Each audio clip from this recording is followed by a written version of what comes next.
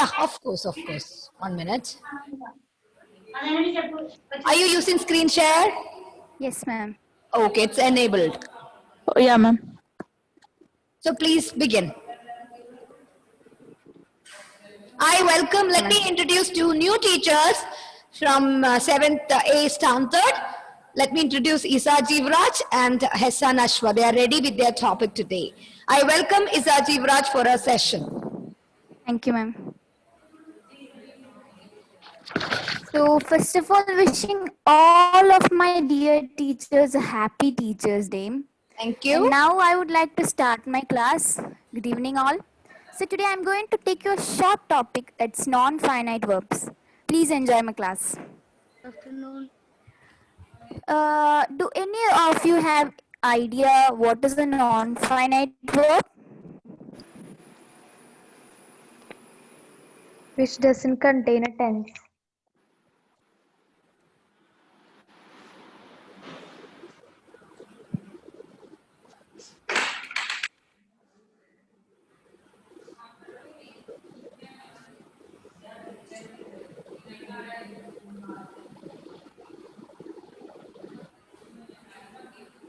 Okay, that's a point.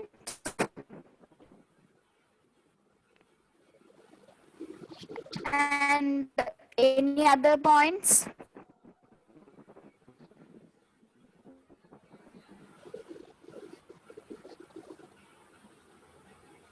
No. Hello. Okay, I'll discuss. So, Isa Jivraj, Isa Jivraj. now I'm going.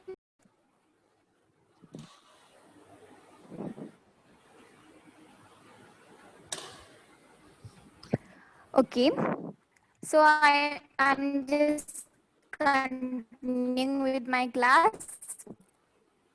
Usually, they are adjectives, adverbs, or nouns used in a non-finite verb. So I'm giving you two examples here. They are, first example, it is dangerous to drive on the slippery road. We know that there is sentence and it agrees with all our three. Yeah, it does not contain a main verb and also it has a adjective, adverb or noun in it, one of them. So second example also same. We are ready to play now.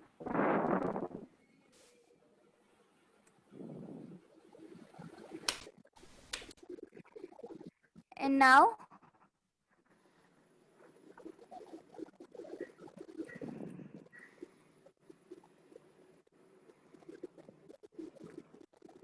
I'm going to show you the three types of non-finite verbs. They are infinitives, gerunds, and participles. So the first one, they are infinitives. Infinitives are grouped into two. They are the two infinitives and the base infinitive. We use two infinitive after a certain verb. The two infinitive, it is used after a certain verb. And also, the example it is, he bought some flowers to give his wife. The two infinitive is to give. See, we can see that there is a verb give. A journey early in order to avoid the traffic. In here also, we can see that a two infinitive is used with the verb. This infinitive is also called as bare infinitive and is also used after the modal auxiliary. It is usually used after a modal auxiliary. And the example is, you must obey my instructions. Obey is the infinitive here and you can see there is a modal auxiliary near it. And he can speak 5 languages. Here also, there is a modal auxiliary near the infinitive speak. And the second one, it is a participle. It is also grouped into two parts. They are present participle and past participle. First, I'll tell you about present participle. Present participle is the form of a verb ending in ing in English, which is used in forming continuous tenses. Yeah, as we all know, we use present participle while forming tense forms in a present continuous, present perfect continuous, and so on. So here are two examples for that. It is I am singing a song. In this am singing, it is a present participle. And in the second sentence, it was raining a little yesterday. Here also, was raining is a present participle. And now past participle. It is used to show an action which has been completed in the past. This past participle is used to show an action which was completed earlier. So the first example, he has finished with the project. Here, has finished is the past participle, and it is also used with the tense forms. I have lived an interesting life. Here, have lived is a past participle. And the last one in this non-finite is the gerund. A gerund is the ing form of a verb that function the same as a noun in a sentence. So, as we know, the gerund, it is an ing form. It usually comes as an ing form and it is a verb, but it functions as a noun. So, the examples, let's go dancing at the club tonight. You can see that the dancing is a gerund and there is a verb go which acts as a noun in that sentence. And the second sentence, I delayed telling Jerry the bad news. Telling is the gerund and delayed, it acts as a noun in that sentence. And this is all from me. I hope you enjoyed my class, and if you have any doubts, please you can ask me. It's clear. Okay, no doubts. Thank you.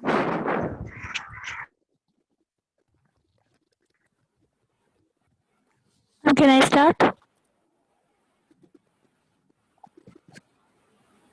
Yes, Gauri.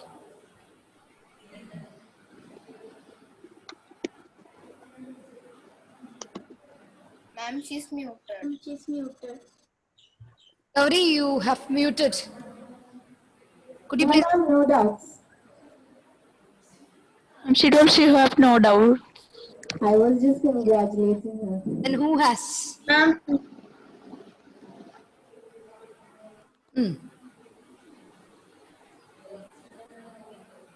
Sriram. Yes, Sri Ram. Ma'am, ma'am, why is the gerund always ending in ing form? Teacher, where are you? Yes, ma'am. Yes. Why is always gerund ending in ing form?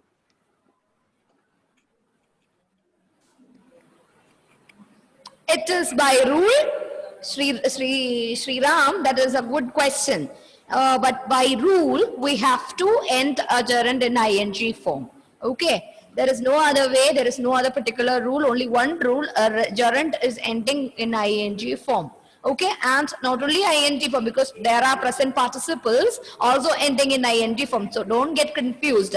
A present participle is used in the sentence in the form of an adjective, but a noun, gerund acts like a noun in a sentence. That is the only difference. But both the sentences or both the words are ending. Either the gerund or the present participles are ending in ing, but present participle functions like an adjective in a sentence, and gerund, it functions like a noun in a sentence. Okay, we have to end the gerund in ing form. Clear?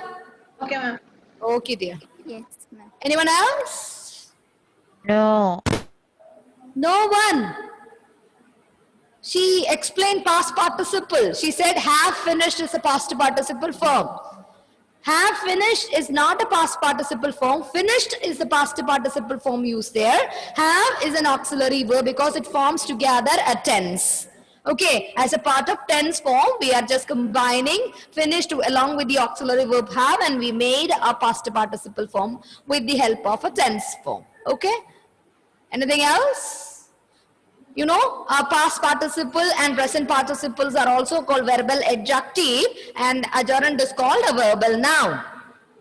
Okay. And what is the major, teacher, I have a doubt. Can you define a finite verb and a non-finite verb? What is the major difference between a finite verb and non-finite verb? Ma'am, a finite verb, it contains a tense form. Yes. And a non-finite verb, it does not contain a Yes. tense form. Once the finite verb shows tense, at the same time, non-finite verb does not show the tense. Very good. So what is it, or how it functions in a sentence? If it is not as a part of tenses, how it functions in a sentence, teacher? It functions with an auxiliary verb. Okay, I can agree, but at the same time, it has a job. It acts like a noun, it acts like an adjective, and also it acts like an adverb. Okay, by use in a sentence. Clear? Is that clear for you all? I'll be explaining this in next class. Okay. Yeah. Okay. So thank you so much, Isa, for presenting a good session and preparation and slide show also. Now let me introduce Hessa Nashwa. It's your time now. Welcome. Okay, ma'am. Hi guys, today I am here to teach you object.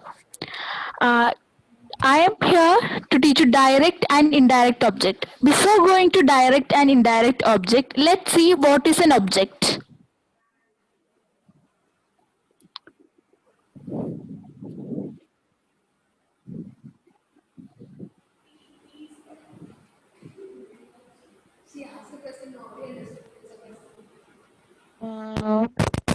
No, wait.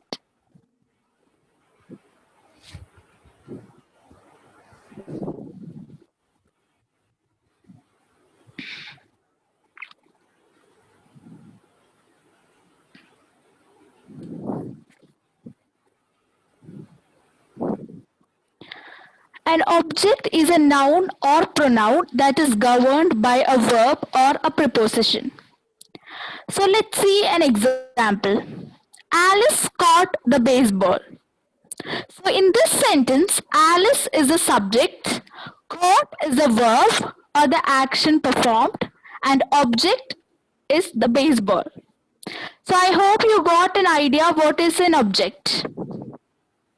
Now I'm here, I'm going to say you what is a direct object. A direct object is a receiver of the action mentioned in the sentence. For example, he kicked the ball.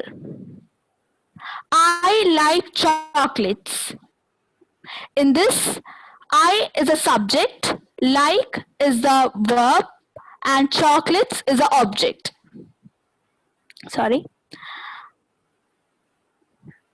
Next, the teacher explained the rules. In this sentence, the teacher is the subject here. Explained is the verb and the rules is the object. Next sentence, the ball.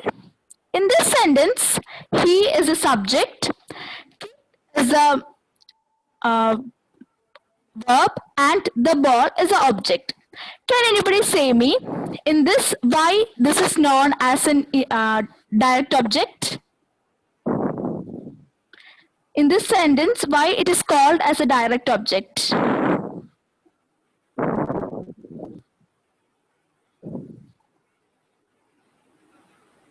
Can anyone say?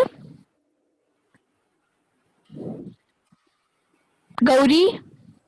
Can you repeat the question? He kicked the ball. In this sentence, he is a subject, kicked is the verb, and the ball is the object. And I told you it is a direct object. Can you say why it is called as a direct object? Can you explain it? Okay, I'll say. In the above sentence, the action or verb is kicked. In this sentence, the verb is kicked. The subject, he, performed the action kicked. He performed and the action is kicked. That means the verb is kicked. And the object, which is ball, received the action. So we understood that it is a direct object. Now let's see what is an indirect object.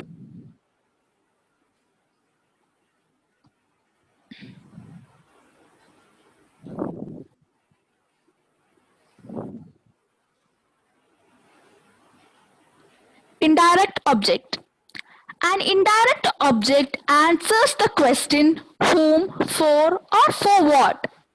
Example, her mom brought her a glass full of seashells. Like the other example, here we explained it. Her mom brought what? Her mom brought a glass full of seashells. A glass full of seashells. And who received the glass full of seashells? She received the glass full of seashells. So from this, indirect object means from the answer for the question for whom, for, or for what. So in this, we are getting an answer that it is she who received the glass full of shells. So we understood that it is an indirect object. Next example, pass the ball to Anne. In this sentence, we have an indirect object and a direct object also. Can anyone say? And indirect. Yeah. The ball. The ball is the direct object.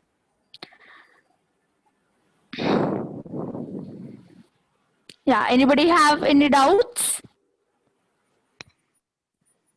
No, it's clear. No doubts? No. Thank you. Hope you all enjoy my class and happy Teachers' Day to all my dear teachers. Thank you. Do you have any doubt, kids? She has explained direct and indirect object. My mother told me a story. Okay, my question, my mother told me a story. Arjun, tell me which is the direct object and tell me what is the indirect object in this question. You have a sentence now. My mom or my mother told me a story. Find out or tell me the direct and indirect object used in the sentence. Story. Story. Direct. Okay, agree. Told me. Indirect object. So, but the word told is a verb, right? It's an action word, so it is a verb. So you cannot call it as an object. So tell me now indirect object in that all the persons, see first person, second person, third persons, or the personal pronouns used in a sentence can be, or in the form of persons, it can be categorized or classified under the indirect object. Okay, and is this indirect object is always depending upon the direct object, but direct object it is there. My mother told a story. There only if there is only one object, that is direct object. If there are two directs used in one sentence, then one is direct and the other one is indirect. Okay, I think this topic is clear. Direct and indirect object standard onwards. I think this is clear for you and you said the right answer also. Okay, thank you so much my dear teachers for presenting our class. Okay, any doubts? You want to communicate anything with your friends? No. So let us begin today's class. I have enough and more time today for explaining today's class, right? So today, after these two new teachers, I'm the teacher now. In reality, I'm the teacher now in front of you, right? So let me explain the sentences. I'm going to explain 4 kinds of sentences to you. Okay, kids? I'm going to explain 4 kinds of simple sentences. Why I have stressed upon the word simple? Do you know? Because sentences is divided into 3 and and simple sentences is a part of it. Excellent, absolutely. But tell me the features of a simple sentence then. Okay, before beginning, I said I'm going to teach you 4 kinds of simple sentences, right? So tell me, what is a sentence? A sentence is a group of words. Okay. So, Group of words. okay, so name Which my gives a meaning. Sentence is a group of words. name my Anju is. is a group of words. Can I A call it? meaningful Meaningful group of words. meaningful group of words. Meaningful Group of words. words. Yeah, absolutely correct. A meaningful group of word which gives some sense, right? My name is Anju Vimen, and that I'm just introducing my name to you, right? So it gives some sense that you are going to call me Miss Anju next class onwards, right? Right, kids? Yes, ma'am. We are going to learn. So sentence is just over. It is a group of words, meaningful group of words which gives us some sense. Okay. And we have a subject and predicate. What is a subject in a sentence? Can anybody define a subject? The doer of the action. Excellent. A doer can be a noun or pronoun in a sentence. We are normally using a noun in the place of a subject. Rama killed Ravana. There Rama, the noun is used, right? She is my favorite teacher. I just started my sentence with the pronoun she. So these pronouns and nouns are used in the place of subject, right? Right, kids? Yes. Yes, ma'am. And what is predicate? In a sentence, once, of an action. yeah. Receiver of an action. Yeah, no, that is object. Objects are Sorry. doer of an action and subjects are doer of an action in a sentence. My question is very clear. Can anybody explain what is a predicate? We have a sentence. Rama killed Ravana. Okay. Once we remove the subject from the sentence, the remaining parts are coming under the predicate. Okay. The remaining part of a sentence are called predicate, and this predicate consists of a finite verb in it. Okay. We have a finite. We'll be able to identify. Yeah, killed Ravana, where killed is the subject. Verb. We can't hear you. We can hear you. I can't hear. I can't hear you. Now we can hear you. No, sit.